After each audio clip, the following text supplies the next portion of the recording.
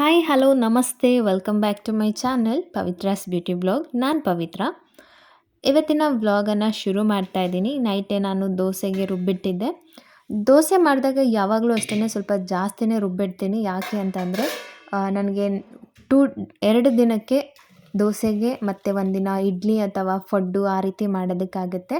So ಹಾಗಾಗಿ ಸ್ವಲ್ಪ ಜಾಸ್ತಿನೇ ರುಬ್ತೀನಿ. ದೋಸೆಗೆ ಅದೇ ಕೆಲಸ ಜಾಸ್ತಿ ಆಗುತ್ತಲ್ಲ, ಸೊ ಹಾಗಾಗಿ ಇವಾಗ ಎಷ್ಟು ಬೇಕೋ ಅಷ್ಟನ್ನು ಎತ್ತಿಟ್ಬಿಟ್ಟು ಮಿಕ್ಕಿದ್ದನ್ನು ನಾನು ಫ್ರಿಜ್ಜಲ್ಲಿ ಎತ್ತಿಟ್ಕೋತೀನಿ.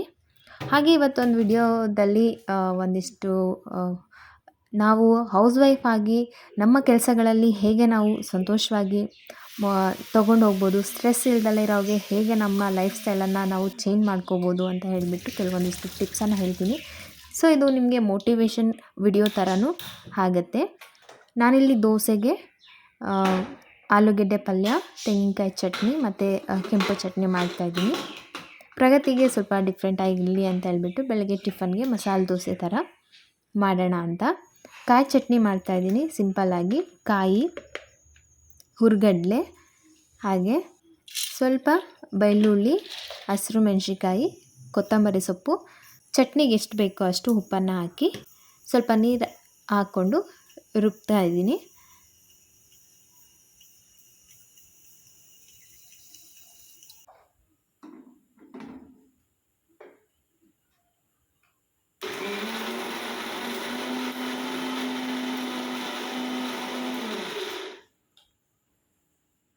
ಚಟ್ನಿ ರೆಡಿಯಾಗಿದೆ. ಹಾಗೆ ನಾನು ಕೆಂಪು ಚಟ್ನಿ ಮಾಡೋದಕ್ಕೆ ಟೊಮೊಟೊನ ಕಟ್ ಮಾಡ್ಕೋತಾ ಇದ್ದೀನಿ.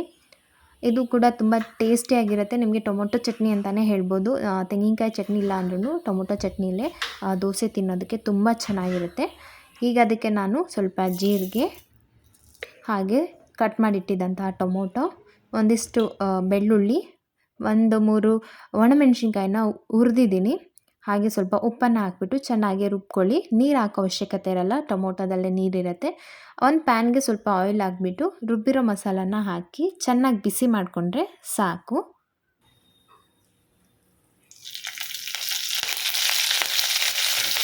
ಹಾಗೆ ಇಲ್ಲಿ ನಾನು ಆಲೂಗೆಡ್ಡೆ ಪಲ್ಯ ಮಾಡ್ತಾಯಿದ್ದೀನಿ. ಎಲ್ಲ ಸಿಂಪಲ್ ರೆಸಿಪಿ, ಎಲ್ಲರಿಗೂ ಗೊತ್ತಿರೋವಂಥದ್ದೇ. ಅದಕ್ಕೆ ಸ್ವಲ್ಪ ಸಾಸಿವೆ, ಈರುಳ್ಳಿ, ಹಸಿರು ಮೆಣಸಿನ್ಕಾಯಿ, ಕರಿಬೇವು ಸೊಪ್ಪು, ಕೊತ್ತಂಬರಿ ಸೊಪ್ಪು, ಸ್ವಲ್ಪ ಉಪ್ಪು, ಅರಿಶಿನ ಮತ್ತು ಸ್ಮ್ಯಾಶ್ ಮಾಡಿಟ್ಟಿದ್ದಂತಹ ಟೊಮೊಟೊನ ಹಾಕೋತಾ ಇದ್ದೀನಿ.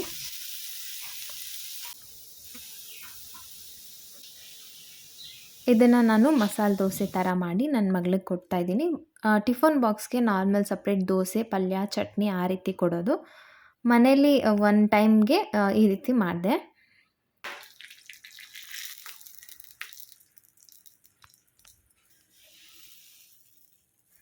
ಈ ವಿಡಿಯೋ ಖಂಡಿತ ನಿಮಗೆ ಇಷ್ಟ ಆಗುತ್ತೆ ಅಂತ ಅನ್ಕೋತೀನಿ. ನಿಮಗೆ ಏನಾದರೂ ವಿಡಿಯೋ ಇಷ್ಟ ಆದರೆ ಪ್ಲೀಸ್ ಲೈಕ್ ಮಾಡಿ, ಚಾನಲ್ನ ಸಬ್ಸ್ಕ್ರೈಬ್ ಮಾಡ್ಕೊಳ್ಳಿ. ಹಾಗೆ ನಿಮಗೆ ಸ್ವಲ್ಪನಾದರೂ ಇದು ಇಷ್ಟ ಆಗಿದೆ ಅಂತಂದರೆ ನಿಮ್ಮ ಫ್ಯಾಮಿಲಿ ಫ್ರೆಂಡ್ಸ್ಗೆ ಕೂಡ ವಿಡಿಯೋನ ಶೇರ್ ಮಾಡ್ಬೋದು. ಇಲ್ಲಿಗೆ ಇವತ್ತಿನ ಬ್ರೇಕ್ಫಾಸ್ಟ್ ರೆಡಿ ಆಯಿತು ನಮ್ಮ ಮನೇಲಿ. ನಮ್ಮ ಸ್ಟ್ರೆಸ್ನ ಕಡಿಮೆ ಮಾಡಬೇಕು ಅಂತಂದರೆ ನಾನು ಫಸ್ಟ್ ಪಾಯಿಂಟು, ನಿಮ್ಮ ಕುಕ್ಕಿಂಗಲ್ಲಿ ಸ್ವಲ್ಪ ಈಸಿ ಮಾಡ್ಕೊಳ್ಳಿ. ಅದಕ್ಕೆ ಅಂತಲೇ ಒಂದಿಷ್ಟು ಪ್ರಿಪ್ರೇಷನ್ ಮಾಡ್ಕೊಳ್ಳಿ, ಮೀಲ್ ಪ್ಲ್ಯಾನಿಂಗು, ಟಿಫನ್ ಪ್ಲ್ಯಾನಿಂಗು ಅಂತ. ಸೊ ಆವಾಗ ಕೆಲಸ ಕ್ವಿಕ್ಕಾಗಿ ಆಗುತ್ತೆ. ನಮಗೂ ಕೂಡ ಹೆಲ್ದಿ ಫುಡ್ ತುಂಬಾ ಇಂಪಾರ್ಟೆಂಟು. ಬ್ರೇಕ್ಫಾಸ್ಟ್ ಎಲ್ಲ ಮುಗೀತು, ಕಾಫಿ ಕುಡಿತಾ ಕೂತಿದ್ದೆ. ಹಾಗೆ ಒಂದು ವಿಚಾರ ನಿಮ್ಮ ಜೊತೆ ಶೇರ್ ಮಾಡ್ಕೋಬೇಕು ಅಂತ ಹೇಳ್ಬಿಟ್ಟು ಹಾಗೆ ವಿಡಿಯೋ ಕಂಟಿನ್ಯೂ ಮಾಡ್ತಾ ಇದ್ದೀನಿ. ಹೆಣ್ಮಕ್ಳಿಗೆ ಯೂಸ್ ಆಗುವಂತಹ ಒಂದು topic, work from home opportunity ಇದೆ. ಯಾರಾದರೂ ಹೆಣ್ಮಕ್ಳು ಮನೇಲಿ ಇಂದ ಕೆಲಸ ಮಾಡಬೇಕು ಅಂತ ಆಸೆ ಇದ್ದರೆ, ಈಗ ಹೊರಗಡೆ ಹೋಗೋಕ್ಕೆ ಅವಕಾಶಗಳಿರಲ್ಲ. ಈಗ ಮಕ್ಕಳು, ಫ್ಯಾಮಿಲಿ ಎಲ್ಲನೂ ಮೇಂಟೈನ್ ಮಾಡಿ ಜಾಬ್ ಮಾಡೋಕ್ಕಾಗಲ್ಲ. ಕೆಲಸಕ್ಕೆ ಹೊರಗಡೆ ಅಂತ ಹೋದ್ಮೇಲೆ 6 hours 8 hours ಕೆಲಸ ಇದ್ದೇ ಇರುತ್ತೆ. ಸೊ ಆ ಥರದವ್ರಿಗೆ, ಹಾಗೆ ಸ್ಟೂಡೆಂಟ್ಸ್ಗಳು ಬರೀ ಹೌಸ್ ವೈಫೇ ಮಾಡಬೇಕು ಅಂತೇನಿಲ್ಲ. ಸ್ಟೂಡೆಂಟ್ಸ್ ಪಾರ್ಟ್ ಟೈಮ್ ಜಾಬಾಗಿ ಮಾಡ್ಕೋಬೋದು. ಹಾಗೆ ಫ್ರೆಶರ್ಸ್, ಜಾಬ್ ಹುಡುಕ್ತಾ ಇರೋರು, ಅವರು ಕೂಡ ನೀವು ಕೆಲಸ ಇದನ್ನು ವರ್ಕ್ ಫ್ರಮ್ ಹೋಮಲ್ಲಿ ಮನೇಲೇ ಮಾಡ್ಕೋಬೋದು ಆರಾಮಾಗಿ. ಹೆಣ್ಮಕ್ಳು ಮನೇಲಿರೋರಿಗೆ ಇದು ವುಮೆನ್ಸ್ ಎಂಪವರ್ಮೆಂಟ್ ಬೇಸಲ್ಲಿ ಕೆಲಸ ಮಾಡ್ತಾ ಇದೆ. ಹೆಣ್ಮಕ್ಳಿಗೋಸ್ಕರನೇ ಇದು. ಹೆಣ್ಮಕ್ಳುಗಳು ಮಾತ್ರನೇ ಟ್ರೈ ಮಾಡಿ. ಮನೇಲಿ 2 ಮಕ್ಕಳಿದ್ದಾಗ ಖಂಡಿತ ಹೊರಗಡೆ ಹೋಗಿ ಕೆಲಸ ಮಾಡೋದು ಸಾಧ್ಯವಿಲ್ಲದ ಮಾತದು. ಆಗ ಆ ಥರ ಯಾರಾದರೂ ನಿಮ್ಮ ಸಿಚುವೇಶನ್ ಇದ್ದರೆ, ನಿಮ್ಮ ಒಂದು ಫ್ರೀ ಟೈಮ್ ಅಂತಂದರೆ ಈಗಲೇ ಮಾಡಬೇಕು, ಇಷ್ಟೇ ಮಾಡಬೇಕು ಅಂತ ಇರೋದಿಲ್ಲ. ನಿಮಗೆ ಯಾವಾಗ ಫ್ರೀ ಇರುತ್ತೆ ಆ ಟೈಮಲ್ಲಿ ನೀವು ಕೆಲಸನ ಮಾಡ್ಕೋಬೋದು. ಬೆಳಗ್ಗೆಯಿಂದ ಸಾಯಂಕಾಲ ತನಕ ನಿಮಗೆ ಯಾವ ಟೈಮಲ್ಲಿ 1-2 ರಿಂದ 3 hour ಕೆಲಸ ಇರುತ್ತೆ. ಸೊ ನಿಮ್ಮ ಕೆಲಸದ ಮೇಲೆ ನಿಮ್ಮ ಸಂಪಾದನೆ. ಹಾಗೆ ಸೊ ಟ್ರೈ ಮಾಡೋಂಗಿದ್ರೆ ನಾನು ಡಿಸ್ಕ್ರಿಪ್ಷನಲ್ಲಿ ಅವರ ವಾಟ್ಸಪ್ ನಂಬರನ್ನು ನಾನು ಹಾಕಿರ್ತೀನಿ. ನೀವು ಅವ್ರ ಹತ್ರ ಮುಂದಿನ ಹೆಚ್ಚಿನ ಮಾಹಿತಿಗಳನ್ನು ನೀವು ಅವ್ರ ಹತ್ರ ತಿಳ್ಕೊಬೋದು. ಹಾಗೆ ಹೇಗೆ ಏನು ಯಾವ ರೀತಿ ಕೆಲಸ ಮಾಡೋದು ಎಲ್ಲನೂ ಕೂಡ ಅವರು ಮುಂದೆ ಹೇಳ್ತಾರೆ. ಹಾಗೆ ಇನ್ನೊಂದು ಮೇನ್ ಏನು ನನಗಿಷ್ಟ ಆಯಿತು ಅಂತಂದರೆ ನಿಮಗೆ ಇಲ್ಲಿ ಫ್ರೀ ರಿಜಿಸ್ಟ್ರೇಷನ್. ಕೆಲವೊಂದು ಆ್ಯಪ್ಗಳಲ್ಲಿ ನಾನು ನೋಡಿದ್ದೀನಿ ರಿಜಿಸ್ಟ್ರೇಷನ್ ಫೀಸನ್ನು ತೊಗೋತಾರೆ.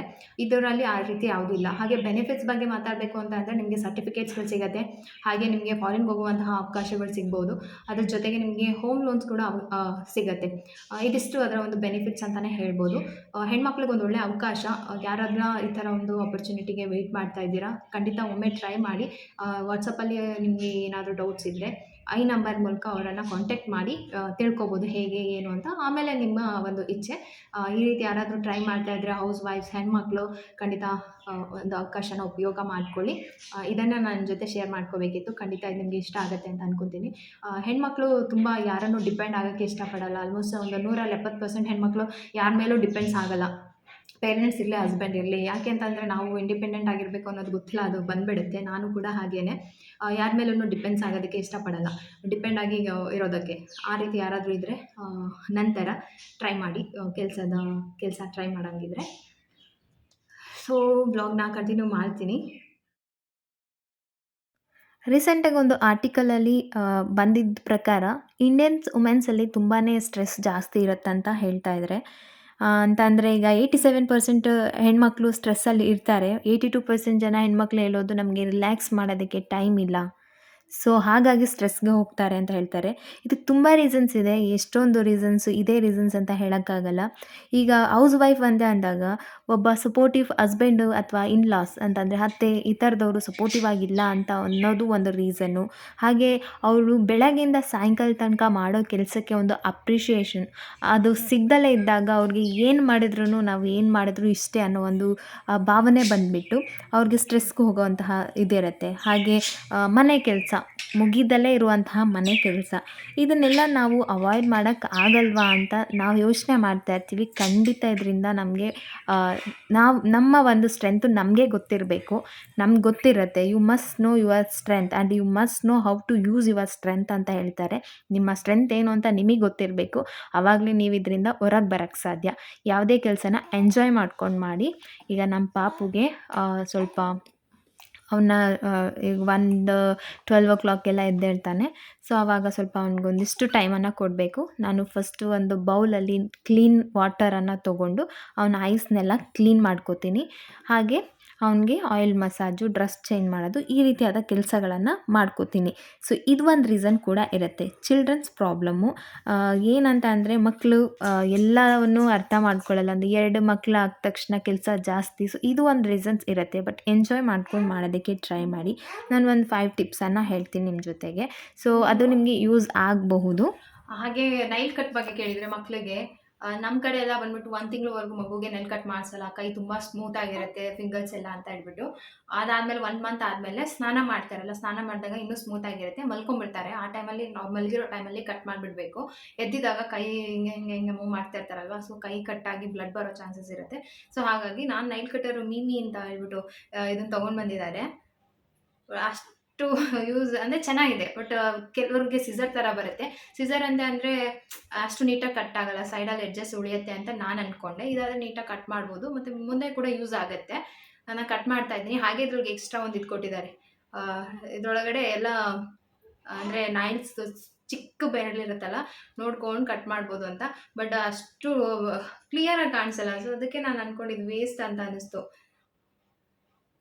ಆದರೆ ಈ ರೀತಿ ಇಟ್ಕೊಂಡು ಕಟ್ ಮಾಡೋದು ಸ್ವಲ್ಪ ಬ್ಲರ್ರಾಗಿ ಕಾಣಿಸುತ್ತೆ. ಅದು ಯೂಸ್ ಇಲ್ಲ ಅನಿಸ್ತು. 115 119 ಏನೋ ತೊಗೊಂಡು ಬಂದರು.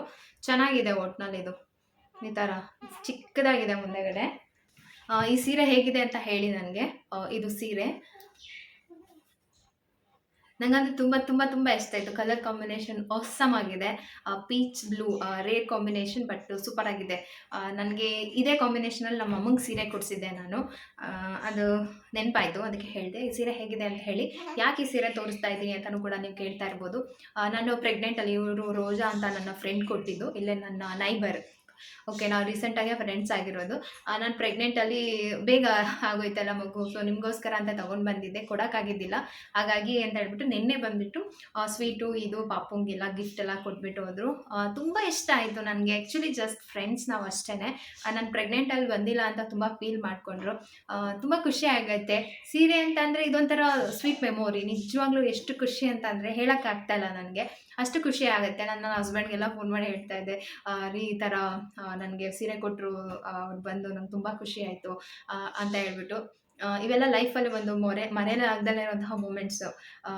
ಈ ಥರ ಆದಾಗ ನಿಮಗೆ ಹಾಗೆ ಹೇಳ್ತೀನಿ. ಲಾಸ್ಟ್ ಇನ್ನೇನು ನಾಳೆ ನನಗೆ ಡೆಲಿವರಿ ಆಯಿತು. ಹಿಂದಿನ ದಿನ ಬಂದು ನನ್ನ ಇನ್ನೊಬ್ಬರು ಸೌಭಾಗ್ಯ ಅಂತ ಹೇಳಿ ಫ್ರೆಂಡ್ಸ್ ಅಂತ ಹೇಳಿದ್ದೆ, ಅದು ವಿಡಿಯೋ ನೋಡಿರ್ತೀರಾ ನೀವು. ಬಂದು ಅರ್ಶಿನ ಕುಂಕುಮ ಎಲ್ಲ ಕೊಟ್ಟು ಮಾತಾಡಿಸಿ ಎಷ್ಟು ಚೆನ್ನಾಗಿ ನನಗೆ ಹೆಲ್ದಿ ಬೇಬಿ ಆಗಲಿ ಅಂತ ವಿಶ್ ಮಾಡಿ ಕಳಿಸಿದ್ರು. ಸೊ ಅದು ಹಿಂದಿನ ದಿನ ಅವ್ರು ಕೊಟ್ಟಿದ್ದ ನೆಕ್ಸ್ಟ್ ಡೇನೇ ನನಗೆ ಡೆಲಿವರಿ ಆಯಿತು. ಅವರೆಲ್ಲ ಬರಬೇಕಿತ್ತು, ಬಟ್ ಇವರು ಇವಾಗ ಊರಿಗೆ ಹೋಗಿದ್ರು ಅಂತ ಹೇಳ್ಬಿಟ್ಟು ಈಗ ಬಂದು ಕೊಟ್ಟರು. ನನಗೆ ನಿಜವಾಗ್ಲೂ ತುಂಬ ಖುಷಿ ಆಗಿದೆ.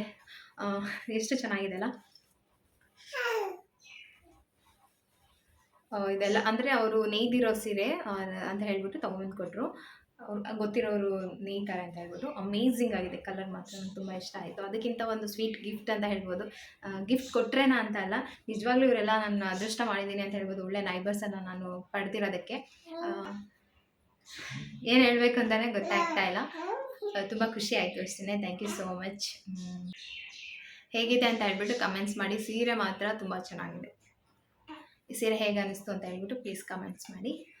ಇದು ನನ್ನ ಫ್ರೆಂಡ್ ರೋಸಾ ಅವ್ರು ಕೊಟ್ಟಿದ್ದು. ನಿನ್ನೆ ಬಂದು ನನ್ನ ಮಗಳಿಗೆ ಸ್ವೀಟ್ಸ್ ಅಂದರೆ ಇಷ್ಟ. ಅವ್ರು ಯಾವಾಗ ಬಂದರೂ ಸ್ವೀಟ್ ಕೊಡ್ತಾರೆ. ಆ್ಯಂಡ್ ಪ್ರೆಗ್ನೆಂಟಲ್ಲೂ ಅಷ್ಟೇ, ಅವ್ರ ಅಮ್ಮ ಬಂದಾಗ ಅದೇನು ಉಪ್ಪಿನಕಾಯಿ ಮತ್ತಿನ್ನು ಎಲ್ಲ ಮಾಡಿದ್ರು ಅಂತ ಹೇಳ್ಬಿಟ್ಟು, ಒಮ್ಮೆ ಪ್ರೆಗ್ನೆಂಟ್ ಅಂತ ಹೇಳ್ಬಿಟ್ಟು ತಂದು ಕೊಟ್ಟಿದ್ರು. ತುಂಬ ಖುಷಿ. ಒಂಥರ ನೆನೆಸ್ಕೊಂಡ್ರೆ ಅದೃಷ್ಟ ಮಾಡಿದ್ದೀವಿ ನಾವು ಅಂತ. ಇಷ್ಟು ಒಳ್ಳೆ ಸಬ್ಸ್ಕ್ರೈಬರ್ಸು, ಒಳ್ಳೊಳ್ಳೆ ಕಮೆಂಟ್ಸು, ಈ ಥರ ಒಳ್ಳೆ ನೈಬರ್ಸ್, ಬೇರೆ ಏನು ಬೇಕಲ್ವಾ ಖುಷಿಯಾಗಿರೋದಕ್ಕೆ, ಸಂತೋಷವಾಗಿರೋದಕ್ಕೆ. ಇಷ್ಟೇ ಸಾಕು. ಇವಾಗ ಇವರೊಬ್ಬರು ಆ್ಯಡ್ ಆಗಿಬಿಟ್ಟಿದ್ದಾರೆ ಅಲ್ವಾ ಮೊನ್ನೆ. ನನಗೆ ಗೊತ್ತಿರೋ ಕೆಲವೊಂದಿಷ್ಟು ಟಿಪ್ಸನ್ನು ನಿಮ್ಮ ಜೊತೆ ಶೇರ್ ಮಾಡ್ಕೊತಾ ಇದ್ದೀನಿ. ಫಸ್ಟ್ ಒನ್ ಬಂದುಬಿಟ್ಟು, ನಾವು ಕಂಪೇರ್ ಮಾಡ್ಕೋಬಾರ್ದು ಇನ್ನೊಬ್ಬರಿಗೆ. ನಮ್ಮನ್ನು ನಾವು ಇನ್ನೊಬ್ಬರಿಗೆ ಕಂಪೇರ್ ಮಾಡಿದಷ್ಟು ನಾವು ಸ್ಟ್ರೆಸ್ಸಾಗಿ ಹೋಗ್ತೀವಿ. ಅವರು ದೊಡ್ಡ ಮನೆ ತೊಗೊಂಡಿದ್ದಾರೆ, ಅವರು ಕಾರ್ ತೊಗೊಂಡಿದ್ದಾರೆ. ಆಮೇಲೆ ಸೋಷಿಯಲ್ ಮೀಡಿಯಾದಲ್ಲಿ ಅಂತೂ ಇವಾಗಂತೂ ಫೋನ್ ಯಾವಾಗಲೂ ಕೈಯಲ್ಲಿರುತ್ತೆ. ವಾಟ್ಸಪ್ ಸ್ಟೇಟಸ್ಸು, ಫೇಸ್ಬುಕ್ಕಲ್ಲಿ ನೋಡೋದು. ಅವ್ರ ಹಸ್ಬೆಂಡ್ ವೈಫ್ ಚೆನ್ನಾಗಿದ್ದಾರೆ, ಹೀಗಿದ್ದಾರೆ, ಆಗಿದ್ದಾರೆ, ಅದು ತೊಗೊಂಡಿದ್ದಾರೆ, ಅಷ್ಟು ಚೆನ್ನಾಗಿದ್ದಾರೆ, ನಾವು ಹೀಗಿದ್ದೀವಿ ಅಂತ ಕಂಪೇರ್ ಮಾಡ್ಕೊಂಡು ನಾವು ಕುಗ್ತಾ ಇರ್ತೀವಿ. ಸೊ ಹಾಗಾಗಿ ಯಾವಾಗಲೂ ಅಷ್ಟೇ ಸೋಷಿಯಲ್ ಮೀಡಿಯಾದಲ್ಲಿ ಹ್ಯಾಪಿ ಮೂಮೆಂಟ್ಸ್ ಅಷ್ಟೇ ಶೇರ್ ಮಾಡ್ಕೊತಾರೆ. ಯಾರೂ ಅವ್ರಿಗೆ ಆಗಿರುವಂತಹ ನೋವನ್ನು ಅಥವಾ ಅವ್ರ ಬ್ಯಾಡ್ ಮೂಮೆಂಟ್ ಏನೂ ಇಲ್ಲ, ಆ ಥರದ್ದೆಲ್ಲ ಶೇರ್ ಮಾಡ್ಕೊಳ್ಳಲ್ಲ. ಸೊ ಹಾಗಾಗಿ ಆ ಒಂದು ಸಂತೋಷಕ್ಕೆ ಅವರು ಅದ್ರ ಹಿಂದೆ ಎಷ್ಟು ಕಷ್ಟಪಟ್ಟಿರ್ತಾರೆ ಅಥವಾ ಅದಕ್ಕೆ ಏನು ಅವ್ರಿಗೆ ನೋವಿರುತ್ತೆ ಅದೆಲ್ಲ ನಮಗೆ ಗೊತ್ತಿರಲ್ಲ. ಸೊ ಹ್ಯಾಪಿ ಮೂಮೆಂಟ್ಸ್ ಅಷ್ಟೇ ನೋಡಿಬಿಟ್ಟು ನಾವು ಅವ್ರು ಹಾಗಿದ್ದಾರೆ, ಹೀಗಿದ್ದಾರೆ ಅಂತ ಕಂಪೇರ್ ಮಾಡಿಕೊಂಡು ಕೊರಗೋದು ಬೇಡ. So first of all house wife ಅಂತ ಅಲ್ಲ, ಎಲ್ಲರೂ ಅಷ್ಟೇ ಒಬ್ರಿಗೊಬ್ರನ್ನ ಕಂಪೇರ್ ಮಾಡ್ಕೊಂಡಿದ್ದ ಸ್ಟಾಪ್ ಮಾಡಬೇಕು. ಲೈಫಲ್ಲಿ ನಮ್ಮದೇ ಆದ ಒಂದು ದಾರಿ ಅಂತ ಇರುತ್ತೆ. ಆ ದಾರಿಯಲ್ಲಿ ನಾವು ಹೋಗಬೇಕು. ಅದು ಹೇಗಿರುತ್ತೋ ಹಾಗೆ, ಎಷ್ಟು ದೂರ ಆಗುತ್ತೋ ಅಷ್ಟು ದೂರ. ಅದನ್ನು ಬಿಟ್ಟು ಬೇರೆಯವ್ರು ಹೋಗೋದನ್ನು ನೋಡಿ ನಾವು ಇಲ್ಲಿ ಯೋಚನೆ ಮಾಡ್ತಾ ಕೂತ್ಕೊಂಡ್ರೆ ಅದಕ್ಕೆ ಅರ್ಥನೇ ಇರಲ್ಲ. ನೆಕ್ಸ್ಟು ಹೇಳಬೇಕು ಅಂತಂದರೆ, ಹೆಣ್ಮಕ್ಳು ಅಂದರೆ ಹ್ಯಾಪಿ ಹೋಮ್ ಮೇಕರ್ ಅಂತ ಅಂದ್ರೇ ಫಸ್ಟು ನಾವು ಮನೆ ಕ್ಲೀನ್ ಮಾಡಿ ಇಟ್ಕೋಬೇಕು. ಕ್ಲೀನ್ ಹೋಮ್ ಯಾವಾಗಲೂ ಪಾಸಿಟಿವ್ ಥಾಟ್ಸನ್ನು ಕೊಡುತ್ತೆ. ಆಮೇಲೆ ನಮಗೆ ಸ್ಟ್ರೆಸ್ ಆಗೋದಿಲ್ಲ. ನೀವೇ ಇದನ್ನು ತುಂಬ ಜನ ಎಕ್ಸ್ಪೀರಿಯೆನ್ಸ್ ಮಾಡಿರ್ತೀರ. ಮನೆ ಕ್ಲೀನಾಗಿದ್ದಷ್ಟು ಹೆಣ್ಮಕ್ಳು ಕಾಮಾಗಿರ್ತಾರೆ. ಮನೇಲಿ ವಸ್ತು ಛಲಾಪಿಲ್ಲಿಯಾಗಿ ಗಲೀಜಾದಷ್ಟು ಕೆಲಸ ಜಾಸ್ತಿ ಅನಿಸುತ್ತೆ. ಆವಾಗ ಸ್ಟ್ರೆಸ್ ಜಾಸ್ತಿ ಆಗುತ್ತೆ. ನಾನು ಮದುವೆ ಮಾಡ್ಕೊಂಡಿರೋದೇ ತಪ್ಪು ಅನ್ನೋ ಒಂದು ಭಾವನೆಗೆ ಬಂದುಬಿಡ್ತೀವಿ. ಸೊ ತುಂಬ ಸ್ಟ್ರೆಸ್ ಬರೋದೇ ಮನೆ ಕ್ಲೀನಾಗಿಲ್ದಲೇ ಇದ್ದಾಗ. ಇದು ನನಗೆ ಎಕ್ಸ್ಪೀರಿಯೆನ್ಸ್ ಆಗಿರುವಂತಹ ಒಂದು ವಿಷಯ. ಸೊ ಆದಷ್ಟು ನಿಮ್ಗೆ ಎಷ್ಟು ಸಾಧ್ಯನೋ ಅಷ್ಟು ಮನೇನ ಆರ್ಗನೈಸ್ಡಾಗಿ ಇಟ್ಕೊಳ್ಳಿ. ಪ್ಲ್ಯಾನ್ ಮಾಡ್ಕೊಳ್ಳಿ. Weekly cleaning, monthly cleaning, day cleaning ಅಂತ ಡಿವೈಡ್ ಮಾಡಿಕೊಂಡು ಕೆಲಸಗಳನ್ನು ಮಾಡ್ಕೊಳ್ಳಿ. ಕೆಲಸ ಜಾಸ್ತಿ ಆಗದಲ್ಲಿರೋಗೆ ನೀವೇ ಪ್ಲ್ಯಾನ್ ಮಾಡ್ಕೊಳ್ಳಿ. ಸೊ ಆವಾಗ ನಿಮಗೆ ಕೆಲಸ ಕಡಿಮೆ ಅನಿಸುತ್ತೆ. ಮನೆ ಸ್ವಚ್ಛವಾಗಿದ್ದಷ್ಟು ನಮ್ಮ ಮನಸ್ಸು ಅಷ್ಟು ಖುಷಿಯಾಗಿರುತ್ತೆ. ನಾವು ಅಷ್ಟೇ ಮಕ್ಕಳ ಮೇಲೆ, ಗಂಡ ಅವ್ರ ಮೇಲೆ, ಯಾರ ಮೇಲೂ ಕೂಡ ರೇಗೋದಿಲ್ಲ. ಆರಾಮಾಗಿ ಕೂಲಾಗಿರ್ತೀವಿ. ಹಾಗೆ ನೆಕ್ಸ್ಟ್ ಪಾಯಿಂಟ್ ಇಂಪಾರ್ಟೆಂಟ್ ಏನಂತಂದರೆ ಫರ್ಗಿವ್ನೆಸ್, ಕ್ಷಮಿಸೋದು. ಇವಾಗ ನೋಡಿ, ನಾನೇ ಡ್ರಾಯರ್ನ ಕ್ಲೀನ್ ಮಾಡ್ತಾಯಿದ್ದೀನಿ. ಆ ಡ್ರಾಯರಲ್ಲಿ ಏನು ಬೇಕು ಏನು ಬೇಡ ಅದನ್ನು ಮಾತ್ರನೇ ಇಟ್ಕೋತೀವಿ. ಇವಾಗ ತುಂಬ ದಿನದಿಂದ ಇಟ್ಟಿದ್ದಂತಹ ಒಂದು ಹಳೆ ವಸ್ತು, ಬಿಲ್, ಪೇಪರ್ ಎಲ್ಲನೂ ಬಿಸಾಕಿ ಬೇಕಾಗಿರೋದನ್ನು ಮಾತ್ರ ಇಟ್ಕೋತೀನಿ. ಹಾಗೆ ನಮ್ಮ ಮನಸ್ಸಲ್ಲಿ ಒಳ್ಳೆ ಮಾತು, ಒಳ್ಳೆಯದನ್ನು ಮಾತ್ರ ಇಟ್ಕೊಳ್ಳೋಣ. ಪಾಸಿಟಿವ್ ಥಾಟ್ಸು, ಪಾಸಿಟಿವ್ ಪೀಪಲ್ಸನ್ನು ಮಾತ್ರ. ನೆಗೆಟಿವ್ ಥಾಟ್ಸು, ನೆಗೆಟಿವ್ ಪೀಪಲ್ಸ್ ಯಾರಿಗೂ ಬೇಡ. ಯಾರು ಏನೋ ಹೇಳಿದ್ರು ನಮ್ಮ ಬಗ್ಗೆ ಬೇಡದಲ್ಲಿರೋ ಮಾತನ್ನು ಅದನ್ನು ತೆಗೆದುಹಾಕ್ಬಿಟ್ಟು ಡಸ್ಟ್‌ಬಿನ್‌ಗೆ ಹಾಕಿರೋ ಥರ ಬೇಡದಲ್ಲಿರೋ ವಸ್ತುನ ಹಾಕ್ತೀವಲ್ಲ ಹಾಗೆ ಹಾಕಿಬಿಟ್ಟು ಅದಕ್ಕೆ ಚಿಂತೆ ಮಾಡೋಕ್ಕೆ ಹೋಗಬಾರ್ದು. ಸೊ ಇದು ಒಂದು ಸ್ಟ್ರೆಸ್‌ಗೆ ಮೇನ್ ರೀಸನ್ನು ನಮ್ಮ ಹೆಣ್ಮಕ್ಳಿಗಾಗೋದು. ಅವ್ರು ನನ್ನ ಬಗ್ಗೆ ಹಾಗೆ ಹೇಳಿದ್ರು, ಇವ್ರು ನನ್ನ ಬಗ್ಗೆ ಹೀಗೆ ಹೇಳಿದ್ರು. ನಾವೇನು ಅನ್ನೋದು ನಮಗೆ ಗೊತ್ತಿರುತ್ತಲ್ವ. ಸೊ ಹಾಗಾಗಿ ಯಾವುದೇ ಕಾರಣಕ್ಕೂ ಬೇಡದಲ್ಲಿರೋ ವಿಚಾರನ ತಲೆಗೆ ಹಾಕ್ಕೊಳ್ಳೋಕೆ ಹೋಗಬೇಡಿ.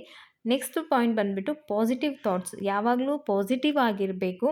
ಸ್ವಲ್ಪ ಎನರ್ಜೆಟಿಕ್ ಆಗಿ ಕೂಡ ಇರಬೇಕು. ಅದಕ್ಕೆ ನಾವು ಒಳ್ಳೆ ಆರೋಗ್ಯವಾದಂತಹ ಫುಡ್ ತಿನ್ನಬೇಕು. ಯಾಕೆ ಅಂತಂದರೆ ಹೆಣ್ಮಕ್ಳಿಗೆ ತುಂಬ ಶಕ್ತಿ ಬೇಕು. ಯಾಕೆ ಅವರು ಹೌಸ್ ವೈಫ್ ಆಗಿ ಅಥವಾ ಡಾಟರ್ ಆಗಿ ಮತ್ತು ಮದರ್ ಆಗಿ 24/7 ಯಾವಾಗಲೂ ರೆಸ್ಟ್ ಇಲ್ದಲೇ ಇರುವಂತಹ ಲೈಫ್ ಅವ್ರದ್ದು. ಸೊ ಅವ್ರಿಗೆ ಎನರ್ಜಿ ಡ್ರಾಪ್ ಆದಷ್ಟು ಅವರು ನನಗೇನೂ ಆಗಲ್ಲ, ತುಂಬ ಸುಸ್ತಾಗ್ತಾಯಿದೆ, ಕೆಲಸ ಜಾಸ್ತಿ ಅದು ಬಂದುಬಿಡುತ್ತೆ. ಹಾಗೆ ಫ್ಯಾಮಿಲಿ ರೆಸ್ಪಾನ್ಸಿಬಿಲಿಟೀಸ್ ನಮಗೆ ಹೆಂಗೆ ಕಂಫರ್ಟಬಲ್ ಆಗಿ ಇರುತ್ತೋ ಹಾಗೆ ನಮಗೆ ಹೇಗೆ ಸಾಧ್ಯನೋ ಹಾಗೆ ಜೀವನ ಮಾಡಬೇಕು. ಬೇರೆಯವ್ರನ್ನ ಮೆಚ್ಚೋದಕ್ಕೋಸ್ಕರ ಜೀವನ ಮಾಡೋದಕ್ಕೆ ಹೋದರೆ ತುಂಬ ಕಷ್ಟ ಆಗುತ್ತೆ. ಬೇರೆಯವ್ರನ್ನ ಮೆಚ್ಚೋದೇ ಜೀವನ ಆಗಬಾರ್ದು. ನಮಗೆ ಹೆಂಗೆ ಕಂಫರ್ಟಬಲ್ಲು, ನಮ್ಗೆ ಹೇಗೆ ಸಾಧ್ಯನೋ ಹಾಗೆ ಜೀವನನ ಮಾಡಬೇಕು. ಈಗ ಯಾರೋ ಏನೋ ಹೇಳ್ತಾರೆ, ಒಬ್ಬ ಮಗ ರ್ಯಾಂಕಲ್ಲಿ ಓದ್ತಾ ಇದ್ದಾನೆ, ಸೊ ನನ್ನ ಮಗನೂ ರ್ಯಾಂಕಲ್ಲಿ ಓದಬೇಕು. ಸೊ ಈ ರೀತಿಯಾದಂತಹ ಒಂದು ಇದು ಫ್ಯಾಮಿಲಿ ರೆಸ್ಪಾನ್ಸಿಬಿಲಿಟೀಸ್ ಅಂದರೆ ಹಾಗೆ. ಸೊ ಅದಕ್ಕೆ ನಮಗೇನು ಸಾಧ್ಯನೋ ನಮ್ಮ ಲೈಫ್ ಹೇಗಿರುತ್ತೋ ಹಾಗೆ ನಾವು ತೊಗೊಂಡೋಗ್ಬೇಕಲ್ವ. ಸೊ ಹಾಗಾಗಿ ಅದನ್ನು ಸ್ಟಾಪ್ ಮಾಡಬೇಕು. Focus only on happiness.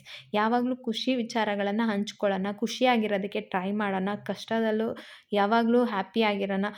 ಈ ಒಂದು ಮೂಮೆಂಟ್ ಏನಿರುತ್ತೆ ಅದು ಹೀಗಿರುತ್ತೆ ಅಷ್ಟೇ. ಒಂದು ಸ್ವಲ್ಪ ದಿನ ಹೋದ್ಮೇಲೆ ಅದು ಹೋಗಲೇಬೇಕು, ಇನ್ನೊಂದು ಮೂಮೆಂಟ್ ಬರಲೇಬೇಕು. ಸೊ ಅದನ್ನೇ ತಲೆ ಮೇಲೆ ಏನೋ ಭಾರ ಬಿದ್ದಿರೋ ಥರ ಕೂತ್ಕೋಬಾರ್ದು. ಯಾವಾಗಲೂ ಸಣ್ಣ ಪುಟ್ಟ ವಿಚಾರನ ಎಂಜಾಯ್ ಮಾಡಿ ಖುಷಿಯಾಗಿರಿ, ಹ್ಯಾಪಿಯಾಗಿರಿ. ದಿನಾನ ಪೂರ್ತಿ ಹ್ಯಾಪಿಯಾಗಿ ತೊಗೊಳೋಕೆ ಹೋಗಿ. ಹಾಗೆ ಇನ್ನೊಂದು ಏನಂತಂದರೆ ಯಾವಾಗಲೂ ಒಂಥರ ಇರೋದಕ್ಕಿಂತ ಸ್ವಲ್ಪ ರೆಡಿಯಾಗಿ ಚೆನ್ನಾಗಿ ಮನೇಲಿ ನಿಮಗೆ ಇಷ್ಟ ಬಂದಂತಹ ಡ್ರೆಸ್ ಹಾಕ್ಕೊಳ್ಳಿ, ಕಂಫರ್ಟಬಲ್ ಆಗಿರುವಂತಹ ಡ್ರೆಸ್ ಹಾಕ್ಕೊಳ್ಳಿ. ಅದ್ರ ಜೊತೆಗೆ ಯಾರಾದರೂ ನಿಮ್ಮ ಒಂದು ಸ್ನೇಹಿತರಿದ್ದರೆ, ನೈಬರ್ಸ್ ಇದ್ದರೆ ಹೋಗಿ ಒಂದು ಅರ್ಧ ಗಂಟೆ ಟೈಮ್ ಸ್ಪೆಂಡ್ ಮಾಡಿ. ಯಾವಾಗ ನಿಮಗೆ ಟೈಮ್ ಸಿಗುತ್ತಾ ಹಾಗೆ.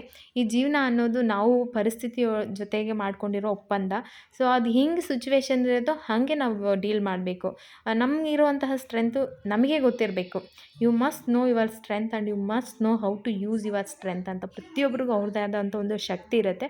ಅದನ್ನು ಯಾವ ರೀತಿ ಉಪಯೋಗಿಸ್ಕೋಬೇಕು ಅನ್ನೋದು ನಮಗೆ ಮಾತ್ರನೇ ಗೊತ್ತಿರುತ್ತೆ. ಹೋಮ್ ಮೇಕರ್ ಅನ್ನೋದು ಒಂದು ಸಿಂಪಲ್ ಆದ ಕೆಲಸ ಅಲ್ಲ, ಈಸಿಯಾಗಿ ಮಾಡೋದಂತೂ ಅಲ್ಲ. ಒಂದು 10 ಕೈಯಿನ ಕೆಲಸ ಹೇಳ್ತಾರಲ್ಲ ಹಾಗೆ ಹೌಸ್ ವೈಫ್ ಅನ್ನೋದು. ಸೊ ಅದನ್ನು ಎಂಜಾಯ್ ಮಾಡಿ ಸ್ಟ್ರೆಸ್ಸನ್ನು ನಿಮ್ಮ ಹತ್ರಕ್ಕೂ ಬರದಲ್ಲೇ ಇರೋ ಹಾಗೆ ನೀವು ತಡಿಬೋದು ಅಂತ ಹೇಳ್ತೀವಿ. ಏನು ಸಣ್ಣ ಪುಟ್ಟ ವಿಚಾರಗಳನ್ನ ಇವಾಗ ಮಗು ಆಗಿರೋದು ಒಂದು ಸ್ಟ್ರೆಸ್ಸಿನ ಕೆಲಸ ಅಂತ ಅಂದ್ಕೊಂಡ್ರೆ ಸ್ಟ್ರೆಸ್ ಆಗುತ್ತೆ. ಹ್ಯಾಪಿಯಾಗಿ ತೊಗೊಂಡೋದ್ರೆ ಅದು ಹ್ಯಾಪಿ ಮೂಮೆಂಟ್ ಆಗುತ್ತೆ. ಪ್ರತಿಯೊಂದನ್ನು ಎಂಜಾಯ್ ಮಾಡ್ಬೋದು. ಸೊ ಇದಿಷ್ಟು ನನಗೆ ಅನಿಸಿರೋಂತಹ ಕೆಲವೊಂದಿಷ್ಟು ಟಿಪ್ಸನ್ನು ನಿಮ್ಮ ಜೊತೆ ಶೇರ್ ಮಾಡಿಕೊಂಡೆ. ಈ ವಿಡಿಯೋ ನಿಮಗೆ ಇಷ್ಟ ಆಗಿದೆ ಅಂತ ಅಂದ್ಕೊತೀನಿ. ಮುಂದಿನ ವಿಡಿಯೋದಲ್ಲಿ ಮತ್ತೆ